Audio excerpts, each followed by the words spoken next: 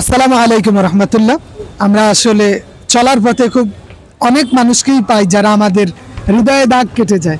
অনেকে আছে আমাদের সাথে ভাইবা অভিজ্ঞতা শেয়ার করতে চায় না, সেখানে আমার এই প্রিয় ভাইটা উনি আমাকে খুঁজে এখানে এসেছে যে উনি ওনার ভাইবা অভিজ্ঞতা শেয়ার করে অন্যদের মাঝে ছড়িয়ে দিতে চায়। তা আমরা ওনার নাম, জেলা এবং ভাইবাতে কি জিজ্ঞেস করা হয়েছিল এই তথ্যগুলো আমরা ওনার থেকে জেনে নেব ইনশাআল্লাহ।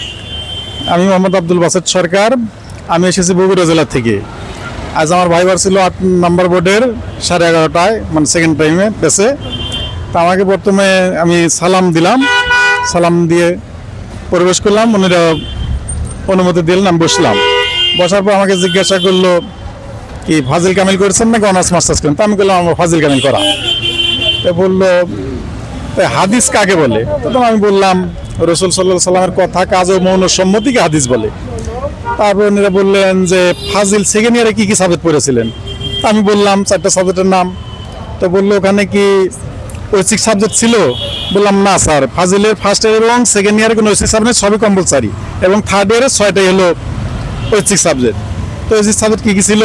তো বললাম ইসলাম ইতিহাস 3য় পত্র পর্যন্ত এবং ইসলামিক স্টাডিজ 3 পত্র।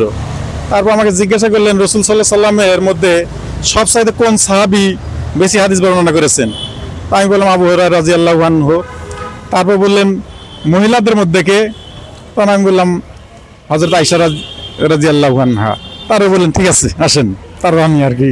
জি ধন্যবাদ। ওনাকে খুব সুন্দর সুন্দরই প্রশ্ন করেছেন, যদিও অনেকের জন্য এটা কঠিন মনে হতে পারে, বাট ওভারঅল মাশাআল্লাহ খুব সুন্দর প্রশ্ন করেছে। আর ওনাকে স্পেশালি থ্যাংক ইউ এই জন্য যে উনি নিজে ইচ্ছায় স্বেচ্ছায় আমাদের কাছে ওনার অভিজ্ঞতাটা শেয়ার করার জন্য এসেছিলেন।